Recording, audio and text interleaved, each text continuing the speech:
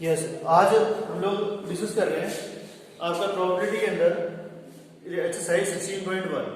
ठीक है, उसके अंदर जो सबसे इम्पोर्टेंट पॉइंट होता है वो है कि आप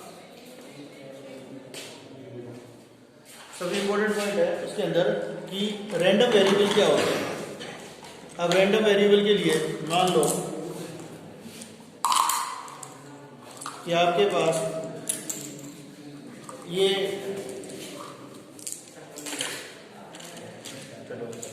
एक ये वो है आपके पास कंटेनर है, ठीक है, जिसमें कुछ कॉइन्स आप इसमें डालेंगे, ठीक है, और जो कॉइन है वो 10 के है, 5 के सिक्का है और 50 पैसे के सिक्के हैं। ऐसे करके कॉइन है आपके पास और आप ये मिक्स कर दिए और आपसे वो कहता है कि इसमें से 1 रुपीज का कॉइन निकालो। तो मैं इसको देखता हूँ और उसके अंदर से ऐसे देख के 1 रुपीज का देखे मैंने निकाल दिया कि 1 रुपीज का कॉइन है।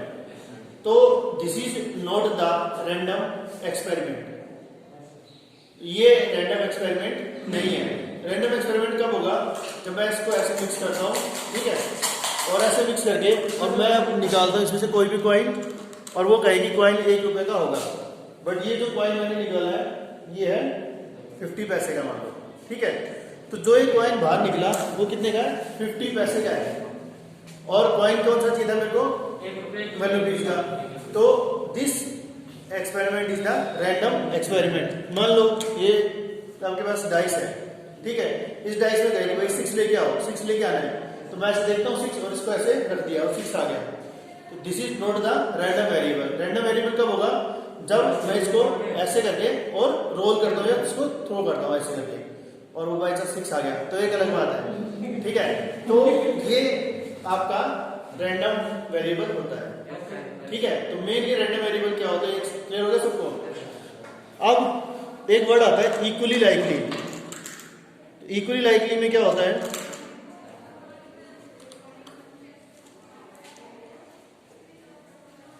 देखो ये मेरे पास कॉइन है 10 रुपीज का, इसके ये आपका हो गया हेड और ये हो गया टेल, और इसमें क्या है? हेड है और ये क्या है? टेल है। बट यदि मैं इस कॉइन को टेल टू टेल ऐसे कंबाइंड कर दूं तो अब देखो दोनों साइड क्या होगा? हेड, और इधर भी क्या है? हेड। यदि हम इसको थ्रो करते हैं तो हर बार क्या आएगा? हेड आएगा, ठीक है। तो इस केस में हेड और tail are not equally likely. क्योंकि इक्वली लाइकली क्यों नहीं है? क्योंकि दोनों साइड ही हेड है, हेड आने के चांसेस ज्यादा है। अब दूसरी बात ये आती है कि जब हम इसको थ्रो करते हैं और दोनों साइड हेड है तो हमारे पास हेड आने की प्रोबेबिलिटी कितनी होगी? 1, ठीक है। तो जिस भी इवेंट की प्रोबेबिलिटी 1 हो वो इवेंट्स आपके श्योर इवेंट्स होते हैं। क्यों होते हैं श्योर इवेंट्स? क्योंकि देखो इधर भी हेड है इधर भी हेड है, तो मुझे पता है कि भाई कितना इसको तो आप है ना थ्रो कर लो, हर बार हेड ही आना है, उसके लिए मैं श्योर हूं, ठीक है। इसलिए क्या हो गया? आपका श्योर इवेंट हो गया, यानी कि जिस इवेंट की प्रोबेबिलिटी 1 है या the probability of sure event is always 1, clear चीज। उसके बाद नेक्स्ट आता है इसके अंदर ही, मान लो इस कॉइन को हम लोग थ्रो करें एंड प्रोबेबिलिटी टेल आने की कितनी है? 0, क्योंकि इसके अंदर क्या है कि कितना ही थ्रो कर लो 0 ही आएगा, ठीक है, यानी कि हेड ही आएगा। तो इसलिए इसकी प्रोबेबिलिटी क्या रहेगी आपकी? 0, यानी कि probability of any event maximum यानी कि ग्रेटर देन इक्वल टू तो क्या होती है आपकी? 0, मिनिमम 0 होती है, और लेस देन क्या होती है वो? 1 या 1 के इक्वल। यानी कि probability of A is always lies between 0 and 1, ठीक है। अब इसके बाद जो नेक्स्ट आता है आपके पास जिसकी प्रोबेबिलिटी 1 होती है वो क्या होते हैं आपके? श्योर इवेंट, और जिसकी प्रोबेबिलिटी आपकी 0 होती है वो होते हैं आपके इम्पॉसिबल इवेंट्स। क्या होते हैं? Impossible event. यानी कि अब हमें ये पता लग गया कि इम्पॉसिबल इवेंट क्या होते हैं और श्योर इवेंट आपके क्या होते हैं। ये चीज क्लियर है सबको? बस अब उसके बाद आता है नेक्स्ट सैंपल स्पेस का फंडा, कि सैंपल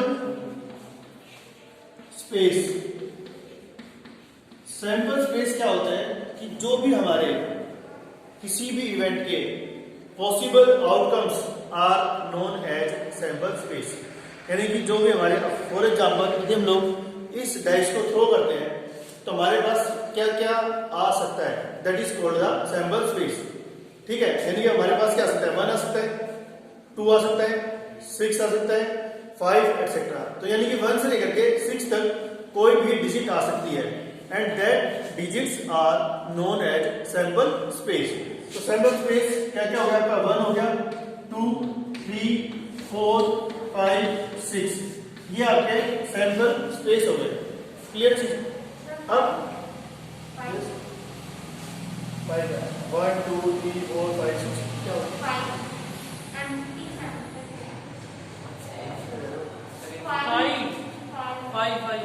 5 नहीं होता, नहीं वो सेट छोड़ दें, आप डिस्कस कर रहे हो। आउटकम्स 5 कैसे होगा, एक बात बताओ, जब आप थ्रो करोगे डाइस को, जब ये नीचे गिरेगी सामने तो इसके 6 फेस है, कोई ना कोई तो फेस ऊपर होगा ना, तो जो फेस ऊपर है वो आपके सैंपल स्पेस है। ठीक है, तो सिर्फ इतना ही है, इससे एक्स्ट्रा कुछ नहीं आएगा, 6 के मतलब 6 ही है। अब उसके बाद मान लो एक डाइस मैंने ये थ्रो की और उसके साथ एक और ये वाली डाइस और मैं थ्रो करता हूँ, इसका कलर ऐसे क्या है, ग्रीन ले लो, क्योंकि कलर अलग हो जाएगा ना तो आपकी सिचुएशन अलग हो जाएगी। अब ये 2 डाइस है मेरे पास, पहले मैंने इसको थ्रो किया, फिर इसको थ्रो किया।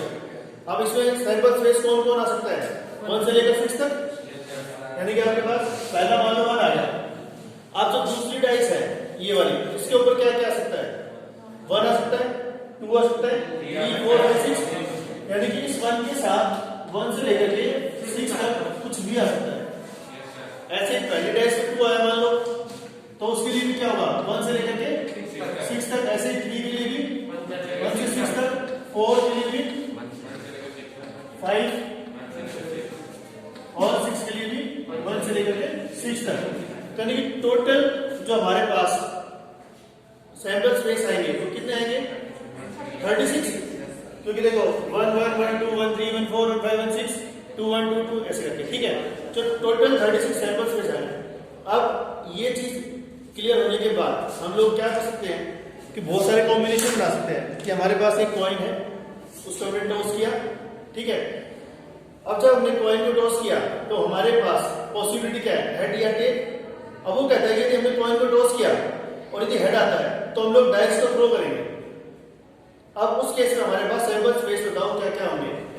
तो देखो हमने क्या किया, कॉइन को टॉस किया, कॉइन टॉस करने से आपके पास क्या आया, हेड या फिर टेल। अब हेड आया तो हम लोग क्या करेंगे, डाइस को थ्रो करेंगे, और डाइस के अंदर क्या क्या सकता है, 1, 2, 3, 4, 5 और 6, यानी कि 1 से लेकर के 6 तक।